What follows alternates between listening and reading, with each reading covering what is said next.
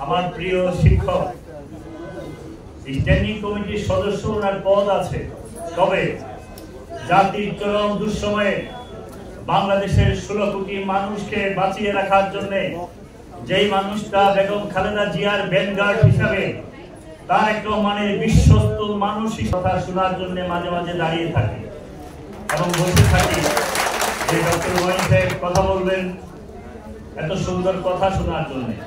আর আমি খুব মনোযোগ দিয়ে জাতীয়তাবাদী চালক দলের কথাগুলো শুনছিলাম। কত এলোমেলো কথা, ভাষার মধ্যে সাহিত্য নাই, কাব্য নাই, কবিতা নাই, মনে যা ছাড়ছে তাই বলছে। কিন্তু এই চালক দলকে যখন রাজপথে আন্দোলন করেছে এই ফ্যাসিস্ট হাসিনার মতো একটা ফ্যাসিস্টের বিরুদ্ধে দাঁড়িয়ে, যে ফ্যাসিস্ট পৃথিবীর কোনো আইন না মেনে, কোনো নিয়ম না মেনে আমাদের উপর অত্যাচার করেছে, আমি জাতীয়তাবাদী চালক দলের কিশোরগঞ্জের নেতৃবৃন্দকে দেখেছি মাসের পর মাস, দিনের পর দিন আমার সাথে কারাগারে ছিল। আমি একবার একাধারে 4 বছর 5 বছর জেলে ছিলাম। তখন আপনাদের এই আসাদ রাহাতরা একসাথে আমরা জেলে থাকতাম, এই চালক দলের সদস্যরাই। এবং চালক দলের একটা তত্ত্ব আমার মনে হয় সভাপতি মিস করেছে। আমাদের কিশোরগঞ্জের যে সন্তান রামপুরাতে নিহত হয়েছেন সোহেল, ও কিন্তু চালক দলেরই সদস্য। রামপুরা তারা সভাপতি, কিন্তু সভাপতি সাহেব কি কারণে আজকের মঞ্চে তার ছবি রাখলেন না, কিংবা তাকে ওই সম্মানটা দিলেন না, কিংবা ভুলে গেছেন কিনা আমি জানি না। তবে চালক দলের যেহেতু সে সদস্য ছিল, তার ছবি আছে, আর যেহেতু ছেলেটা আমার কিশোরগঞ্জের সন্তান, এই জন্য আমার একটু লাগে। আর আমি তার বাড়িতে গিয়েছি বারে বারে, তার বাবা মার খবর রাখছি, তার সন্তানদের খবর রাখছি। গত কিছুদিন আগেও ডিসি অফিস থেকে তাকে টাকা দেওয়া হয়েছে, প্রতিনিয়তই খবর রাখা হচ্ছে। আমি সেই কথাগুলো এই জন্য বললাম যে চরম দুঃসময়ে জাতীয়তাবাদী চালক দলের জন্ম হয়েছে। দুঃসময়ে যারা এই দলের পাশে থাকেন তাদেরকেই মনে রাখতে হবে। দুঃসময়ে এখন আর স্যার মানুষের অভাব নাই। জীবনে কতবার কত রাস্তায় ঘুমিয়েছি তা বলে শেষ করা যাবে না। গোয়াল বলে সেই মাছের আড়তে রাস্তার পাশে কতখানে দাঁড়িয়েছি, কত আত্মীয়র বাড়িতে গিয়েছি রাতে থাকতে, যখন ঘুমাতে গেছি এক রাত কোনোভাবে কাটাইছি, পরের রাতে ওই আত্মীয়র চেহারা দেখতে মনে হয় এই বাড়িতে আর থাকা যাবে না। আর আজকে সেই আত্মীয়দের অত্যাচারে দল করাই কঠিন হয়ে যাচ্ছে। আর আমাদের নেতৃবৃন্দ অনেকে, আমরা সহ মনে করি যে আত্মীয় মোটা তাজা থাকলে তাকে আমরা দলের পাশে নিয়ে নিই, ওদেরকে নিয়ে দলটা করি।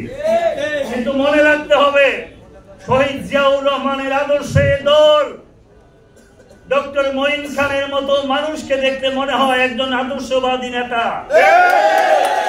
এইখানে শহীদ জিয়াউর রহমানের দল করতে গেলে যারা দুঃসময়ে পরীক্ষিত, দুঃসময়ে হাসিনার মতো ফ্যাসিস্টের বিরুদ্ধে দাঁড়িয়ে কথা বলে, সেই সমস্ত নেতা কর্মীর দলের নামই জিয়াউর রহমানের দল।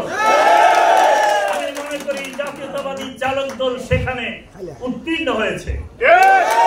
আমার মনে হয় আমাদের প্রিয় নেতা, যে মানুষটা 17 বছর বাংলাদেশের মানুষকে মুক্ত করার জন্য 16 কোটি মানুষের নেতৃত্ব দিয়েছেন, জীবনে একদিন এ ভদ্রলোকের মুখে কোনদিন হতাশার কথা শুনি নাই। জীবনে কোনদিন সে বলতে শুনি নাই যে আমি হাসিনাকে বাংলাদেশ থেকে বিতাড়িত করতে পারবো না।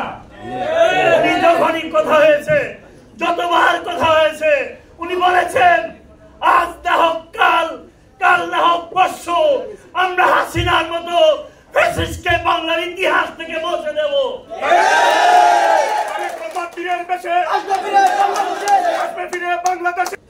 ভদ্রলোকের সাথে আমাদের কথা বলার সুযোগ হয়েছিল, নির্বাচন প্রতিহত আমরা করেছি, একটা মানুষও নির্বাচনে যায় নাই, শুধু যে কুকুরগুলা কাজ ছিল না সেই কুকুররাই নির্বাচনে গেছে।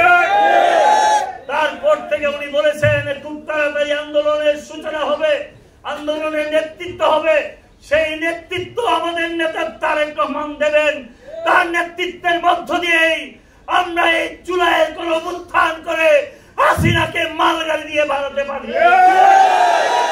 আজকে অনেকে বড় বড় কথা বলেন, এখন বাংলাদেশ নির্বাচনে হাওয়াতে বাসছে, নির্বাচন হবে ফেব্রুয়ারিতে। আমি তো মনে করি মাননীয় প্রধান অতিথি বাংলাদেশের মানুষ চাচ্ছে এই নির্বাচনটা আরো আগে হোক। গতকালকে আমি গ্রাম থেকে এসেছি, মানুষ বলে অত দেরিতে কিসের নির্বাচন, 17 বছর যাবৎ ভোট দেই না, ভোটের জন্য আন্দোলন করেছি, আমার ভোট আমি দেব, যাকে খুশি তাকে দেব। আর সেই ভোটটা একবার দেখলাম লাগলো না, বিনা ভোটে হয়ে গেল। আরেকবার দেখলাম রাতের বেলা ভোট করলো, আরেকবার দেখলাম ভোটেরই দরকার করলো না, আরেকবার কুকুর বিড়ালে ভোট দিল, হাসিনা প্রধানমন্ত্রী হলো। এই জন্যই বাংলাদেশের মানুষ ভোটের চিরে তাকিয়ে আছে। আমি ডক্টর ইউনূস সাহেবকে ধন্যবাদ দেই, ভোটের তাগিদের জন্যই আপনি সমস্ত কিছু ফেলে লন্ডনে যে আমাদের প্রিয় নেতা তারেক রহমানের সাথে আলোচনা করে ফেব্রুয়ারিতে নির্বাচনের তারিখ ঘোষণা করেছেন। এখন মানুষ ভোটে যাচ্ছে এবং ভোটের জন্য ধানের শীষের পক্ষে জোয়ার উঠেছে। সেই জোয়ার আগামী ফেব্রুয়ারিতে ভোটের বিপ্লব ঘটিয়ে তারেক রহমানকে প্রধানমন্ত্রী বানানোর শপথ, এবং এই শপথেই এই চালক দল নেবে এবং চালক দল এটার নেতৃত্বের পেছনে থাকবে ইনশাআল্লাহ।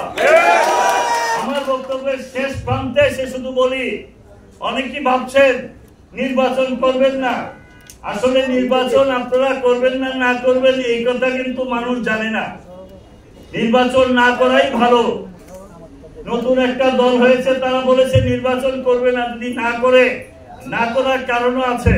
ওনারা বলছে 400 সিটের মধ্যে 300 সিটে পেয়ে যাবে।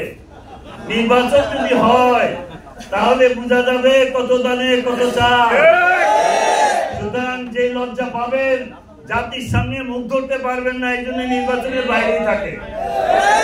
শেষ কথা, বাংলাদেশে 17 বছর তারেক রহমানের নেতৃত্বে আন্দোলন করে হাসিনাকে যেহেতু বিদায় করতে পেরেছি, বাংলাদেশে যত ষড়যন্ত্র হোক সমস্ত ষড়যন্ত্রকে মাটি চাপা দিয়ে বঙ্গোপসাগরে ভাসিয়ে দিয়ে আগামী ফেব্রুয়ারিতে ধানের শীষের